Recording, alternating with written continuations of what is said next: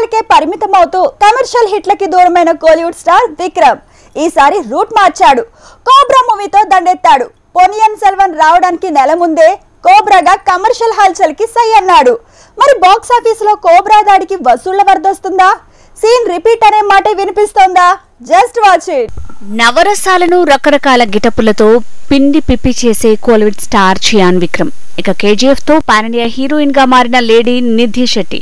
ఈ ఇద్దరి కాంబినేషన్ లో జ్ఞానముత్తు తీసిన మూవీ కోబ్రా వరల్డ్ వైడ్ గా విడుదలైంది. థియేటర్స్ లో సందడి చేస్తోంది.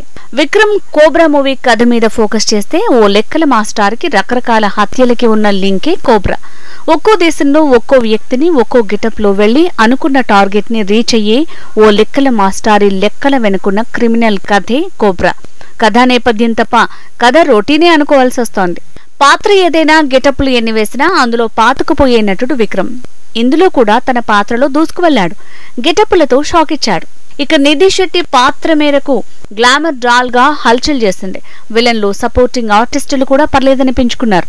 ఇక మేకింగ్ విషయానికి వస్తే ఓ సూపర్ డాన్సర్ హీరోగా దొరికితే అవసరం లేని చోట కూడా అతి డాన్సులు చేయించే కొరియోగ్రాఫర్ లాగా కోబ్రా దర్శకుడు విక్రమ్ టాలెంట్ కి పని చెప్పాడు.